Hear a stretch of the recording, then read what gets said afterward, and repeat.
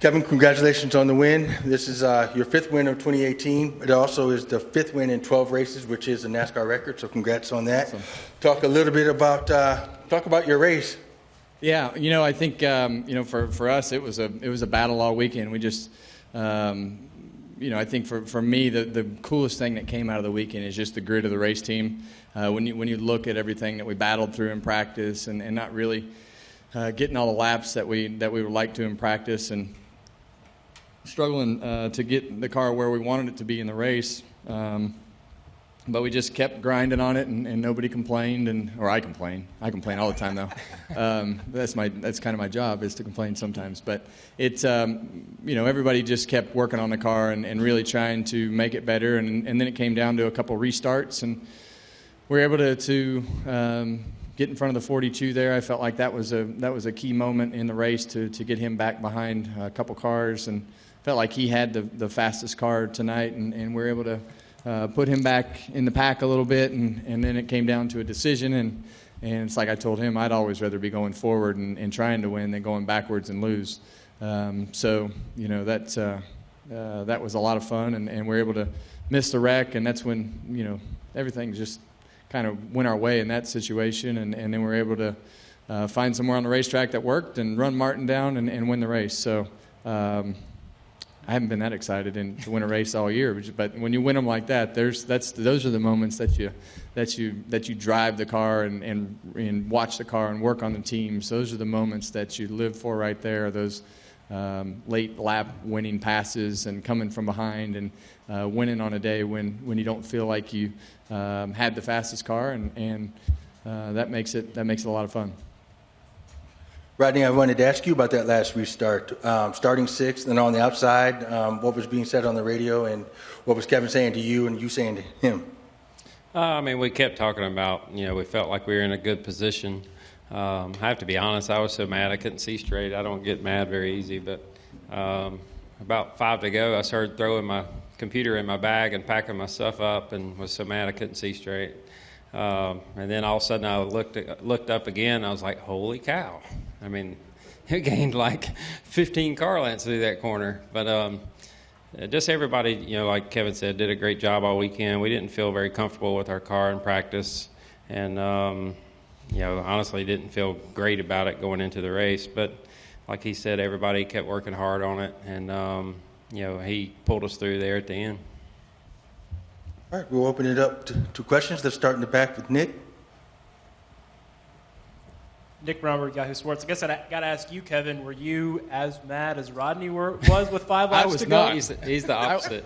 I wasn't mad at all. I'd always rather have 4 tires and have a chance to go forward. I hate staying out there and riding around on old tires and just hoping that it all works out for you. 4 tires won us a championship. So, tonight it won us a race, and those are the moments that you want to be on offense, and you want to be in control, and sometimes it looks worse than it actually is. I know that's what he was mad about, was coming out 8th and thinking that you don't have a chance. But I really feel like on even when we were 8th, I felt like on sticker tires, I felt we would have had a bigger advantage than we did after they had a cycle on them and everybody sat there during the red flag and cooled off. So I don't know if it would have all worked out, but I felt like the advantage shrunk when we had the red and had everybody stop, and we wound up with a heat cycle on them. What was your impetus to move up to the top with 5 laps to go to really start gaining? He was getting smaller, and I was like, I got to do something different if this isn't working. And I said, I'm going to drive it in the next corner. I've got 5 laps to go. I'm going to drive it in here, and I'm either going to hit the wall or it's going to turn. And it turned, and we gained about 15 car lengths in that lap. And I'm like, well, I guess that was okay. I'm going to do it again. And it just kept sticking. And those are the moments that you just kind of throw caution to the wind and see what happens, and it all worked out. Let's come up front to Jeff Gluck. Jeff Gluck, jeffgluck.com. Yeah, you said it for me.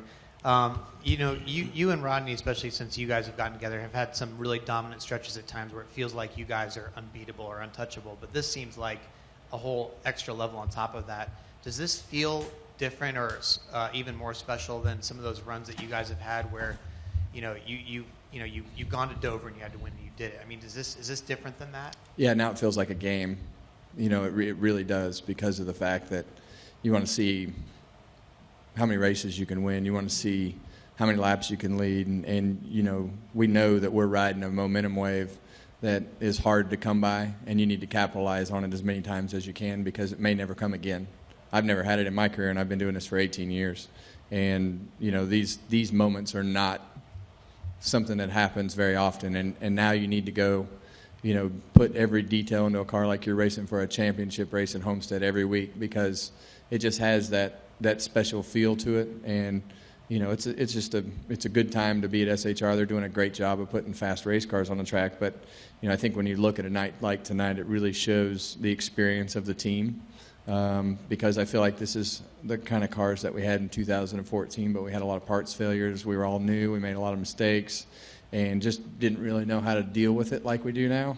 And, but yeah, it's addicting. Now it's a game. Yeah, for sure. We talked about this, this week. It's something that you may never do again in your career. And, why you have fast cars and why you have momentum and why you have a group of guys that gives it everything they have and a driver that gives it, everything that he can, like, you have to. Like, you have to just fight every week and give it everything you got. And, I mean, if it's 8 races you win, if it's 10 races you win, if it's 12 races you win, the reason that we all are here is because of watching people like Jeff Gordon and Ray Abraham win 12 races a year. And that's what your goal should be, no matter what race team you are. So, you gotta keep going. Let's go back to Randy Kovich, then up to Sean, and then we'll go to the press box. Kind of following up on that, and Greg, get your voice on this. I mean, you've been with Tony Stewart through championships. Just how far can this ride take you guys? I mean, have you ever seen such a run like this? What's going to stop this team? Hopefully nothing. All right, I mean, that's what the goal is. I think as an organization, all our cars are running better, which is exciting to me and everybody back at the shop. It's crazy to see what these guys have done this year. It's exciting. It's just really cool. I mean, like Kevin says, you got to ride it. You got to keep working. I think when you do it, it excites everybody. Everybody believes, I think more now than they ever have. Especially with the switch to Ford. We asked a lot out of our people last year. Wasn't the year that we wanted. So to see everybody step up, see Kevin and Rodney where they are in their careers, and like Kevin said, he's been doing this a long time, and honestly, I think he's hungrier now and enjoying it more than he may ever have. So that's really fun to be able to see and be a small part of. Sean Roney for Dos Mundos newspaper here in Kansas City. Kevin Martin had said something to the effect that he just didn't feel like he had enough car to catch you when you passed him. With all the issues that you talked about just a few minutes ago with the car this weekend, was there any concern on your part that you had enough car to hold him off once you got the lead? I knew once I got the lead that it was over.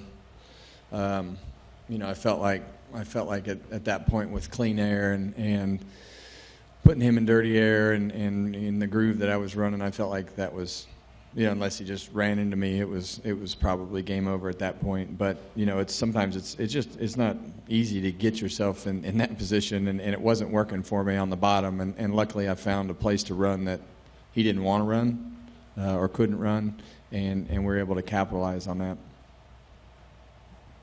All right, let's go to the press box. Any questions in the press box?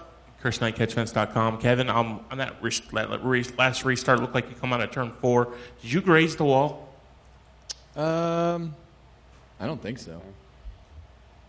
It might have been close. At that point, I was willing to graze the wall, hit the wall, whatever. Well, we thought you grazed the wall, and you looked like you lost all your momentum and weren't going to be able to catch Truex, and then all of a sudden you started hunting him back down.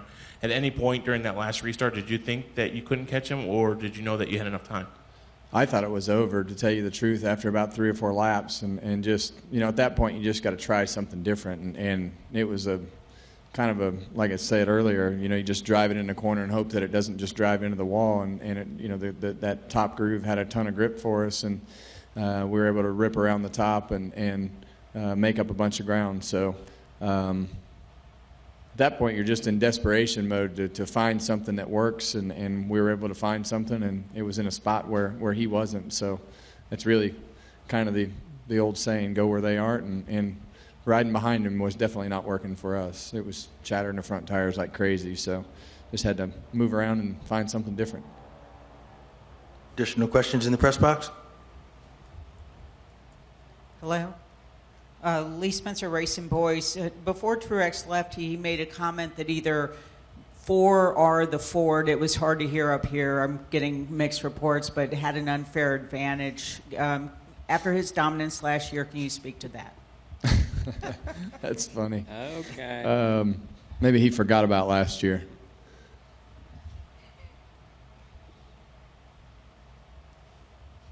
Additional questions in the press box? There are no more questions. Go down here to Nick. Kevin, you mentioned the word addicting. Does that addiction then, and Rodney too, does that raise the level of internal pressure for you guys that say, maybe 7th on a decent day is not good enough because you want to lead more laps, get more race wins? I think you have to manage it. I don't think you want to put that much. I don't think anybody needs to put that much pressure on themselves. I think you got to be realistic about it too.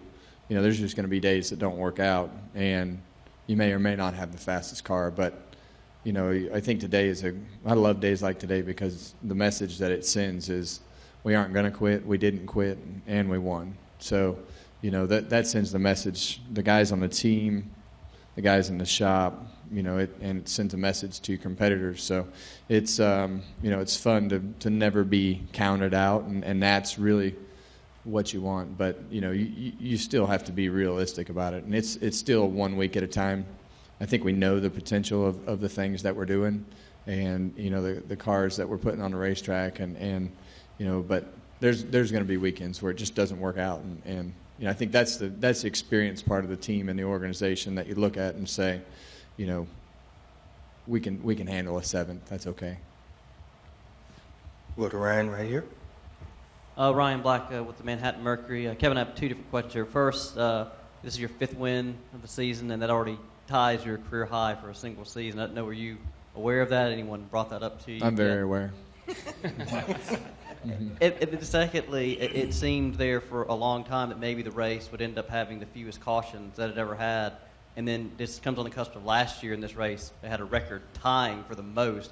Is there any kind of rhyme or reason why these 2 races were so different from year to year? No, but it still worked out the same way. And I think when it comes down to cautions and you have the stages, and this track is so inviting on the restarts to run from the wall all the way to the white line that everybody knows that they can be very aggressive and find a lane because there's multiple lanes to choose from. So that's the great part about Kansas is the fact that you can just race all over the place, and the restarts become so crazy. And that's really what leads to the cautions, as it did again tonight, the restarts. And tonight everybody wound up in the top groove. I don't know how a couple of those accidents happened there, with the 88 and a couple of those guys. But, the restarts are crazy.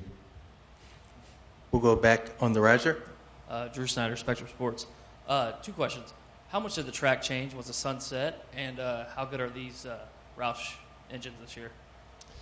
Yeah, I think as you look at qualifying and you look at the year, the thing that I love about our engine shop, it's built on racers. When you look at Doug Yates and everything that he and his family have built through the years, all they want to do is win, and they have conversations about stuff that is more of they're more. It's more about a guy that's running a race team than it is a guy that's running an engine shop. They don't really care. They just want to do whatever they have to do to try to win, and that's the mentality that usually you find in a race team. So the engines are, a lot of fun to have under the hood, and have that mentality from the engine shop is pretty special. So it's a lot of fun. What was the second part? Yeah, this is always an interesting race because you go from day to night, and tonight our car was just really, really loose throughout the whole night, and the track, as it cools off, tends to get looser, and we kind of caught up with it at the end. I think if we had to another swing at it, I think we'd probably do a few things different. All right, additional questions down here or in the press box? All right, gentlemen, well, Thank you. congratulations on the win, and good luck in the rest of the way.